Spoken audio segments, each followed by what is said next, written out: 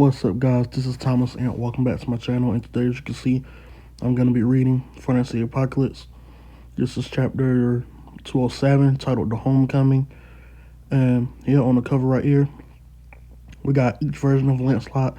We got Kid Lancelot. We got 16-year-old Lancelot. And then we got time skip 18-year-old Lancelot. So, yeah. Let's get into it. Or I think,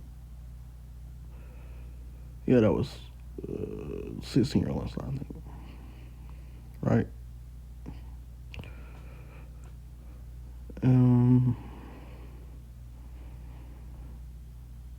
So we open a page, we see a bird flying. We're back in Leonis, I think. Yep, we're back in Leonis. So basically, like I said in the last chapter, we were gonna probably come back to Leonis, and that's exactly what's happened. I know in the comments there are people that were thinking that, maybe we'd go back and maybe we'd go to Gwen's, maybe Merlin would come get them. We would go to Gwen's grandparents' home or whatever, or go to her father's home, and then we get that stuff with Gwen or whatever. But no, seems like we're back in Leonis. So, first dialogue here. Whoa, you are back here in Leonis, Sir Lancelot. Ah, look, it's Sir Lancelot. Hey, look over here. Oh, goodness, Sir Lancelot. Thank you so much for saving the Knights of Prophecy. It's fine, man.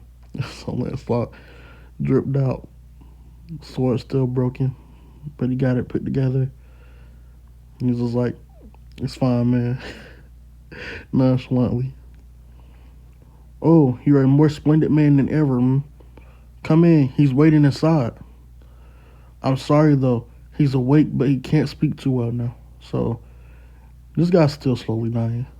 I don't know how long it'll be before he actually, fully is, dead. But, yeah, he's still, based on what this guy's saying, he's still awake. He just can't speak too well. No problem. Tristan is still sleeping. I told him to come here when he wakes up. Oh, you've taken care of my grandson for so many years. But I called you in today, of course, because I saw another omen. Oh, so they can telepathically speak. So he doesn't have to actually talk. I like that. And he says he's seen another omen, so let's see what that is. Or really, I'm not sure if it's my vision or just a nightmare. So he's calling it a nightmare. That's not good. Consider it the ramblings of a man at death's door, if you like. As the four calamities journey through the land of chaos, at a gloomy precipice, they will cross swords with a fated group of knights hailing from a faraway realm. I'll keep that in mind. So,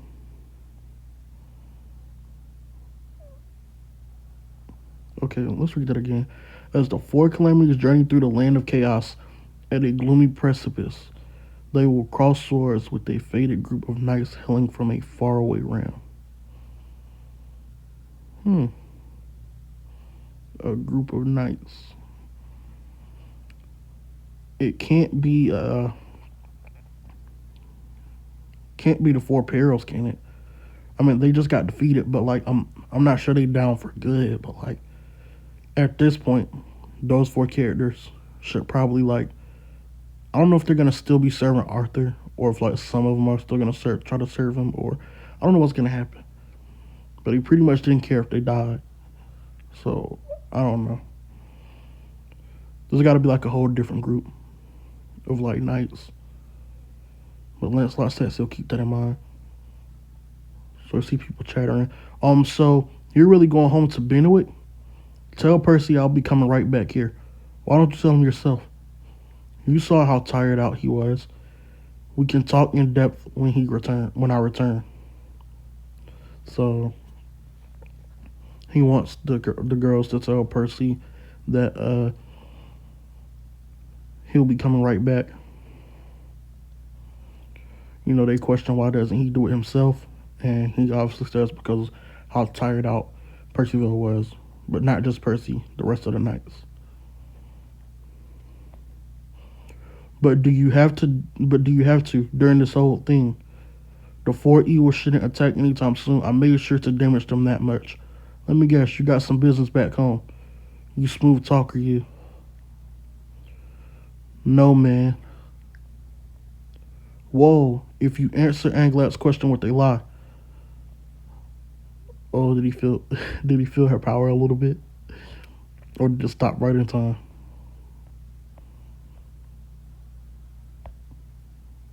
Oh, that wasn't a lie. Your life stat your life stat what is she? Oh my goodness. Oh, that wasn't a lie. Your life stat ho hum. Cram it.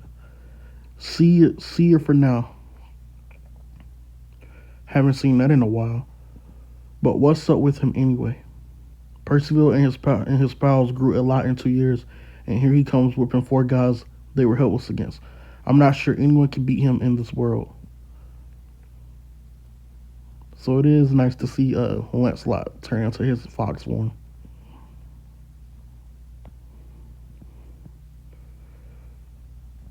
So there you go. He's off to Benwick.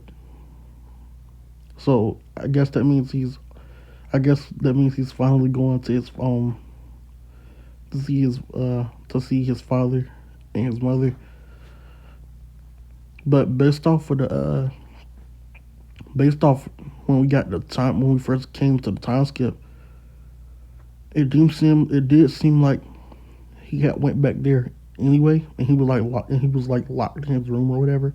So I'm not sure if he actually saw them or if this is like his first time actually going to like interact with them. So now you're seeing his fairy form. I don't know. I really love the fairy form of Lancelot. Like compared to the charming version of him when he's like in his regular human form. The fairy form is like obviously similar to like how King's was, where like he can he can obviously go into the skinny form, but like he has his original like I guess fat form or big form or whatever. I don't really hate the big form of Lancelot in his fairy form.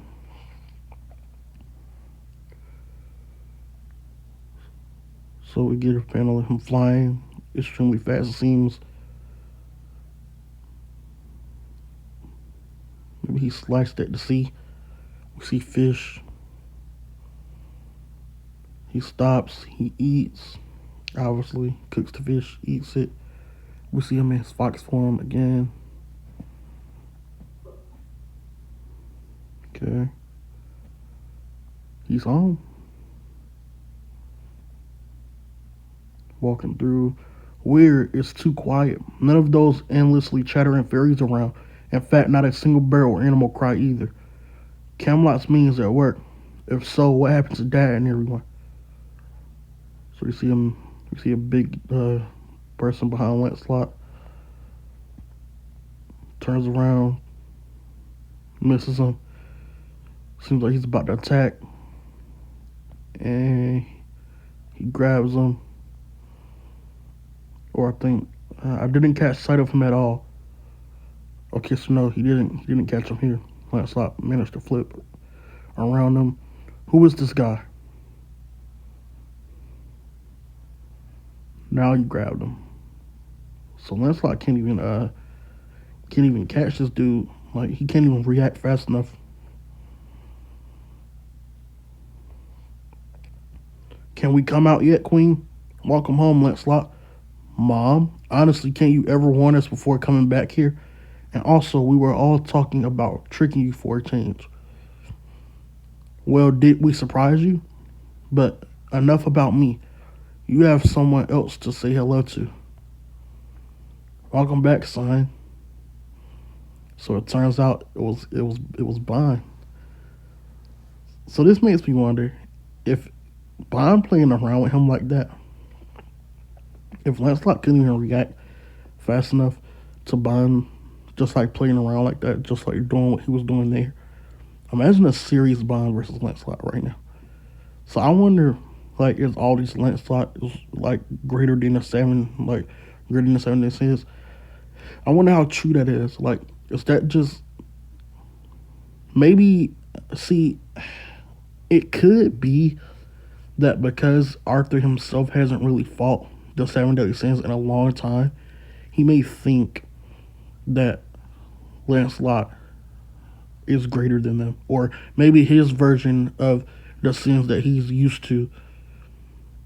You know, the ones from I guess 16 years ago before any of the newer kids were born or existed. Maybe though, maybe that is the version of the sins that he's referring to when he says Lancelot has surpassed him.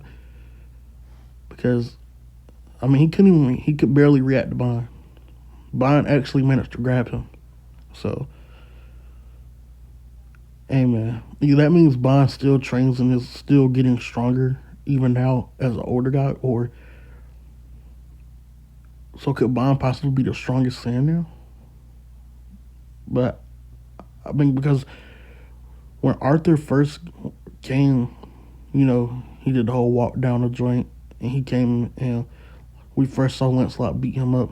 When he was 16, when he first came down, and Meliodas was there. Meliodas, you know, I guess it was because Melly was trying to protect everyone in Britannia as well as trying to protect his kid. So that's why he couldn't really fight Lancelot. I mean, not Lancelot. That's why he couldn't really fight Arthur 101 and get the upper hand. But I don't know. Let's keep going. Oh, that's the end of the chapter. Man, that was a short chapter. Yeah, that's the end of the chapter. So, yeah. He couldn't really react to his father, and we've been hearing that he's somehow stronger than the Sins. Now I'm questioning how true that is. Now I'm questioning if he even meant current day Sins, like how strong is the current day Sins? Because if Bond alone can do this against Lancelot, like joking around and playing around and not being serious, I don't know. Imagine a serious Bond. Does that mean Bond can contend with Arthur alone? Because that's likely what that means. But maybe I'm thinking too hard on it. I mean, you guys let me know in the comments what you think. Yeah, again, we came to straight to Britannia. Maybe the first talk between a kid and their parents will actually get is between Lancelot and his parents. Before we ever get Gwen and Merlin and Eskin or whatever talking, or just Gwen and Merlin. Before we get that, we're gonna get these guys having their talk or whatever. We're gonna get him obviously having his talk with Percival or whatever, because he made sure to let them know, to let Percival know that he's gonna be right back there. So specifically Percival. He didn't say Tristan, he didn't say Gwen, he specifically said Percival. So obviously we're still gonna get that talk, obviously. And I can't wait. Because I feel like that's what a lot of us wanted. We wanted that talk. We wanted that ever since that happened with Percival, we wanted for that sit down moment where we can clearly see he cares a lot about Percival. And yeah, this is what a lot of us wanted. So can't wait for the next chapter. Like, comment, subscribe. Tim Rich nigga chapter. I get a chapter a 9 out of 10. I liked it. Calm little chapter. We get to see Bond again. We get to see Lane. And look how popular Lancelot is in Britannia. Like, he's that popular. Like, everyone's like, oh, hi. Oh, man, you saved the 4 knights. You saved the knights of prophecy. Like, man, he's a beast. But yeah, I get this chapter 9 out of 10. Um, tell me what you thought in the comments. Tell me what you think about the chapter in the comments. What you think is gonna happen next. Um, yeah, this has been Thomas Ant, and I'll see you in the next one.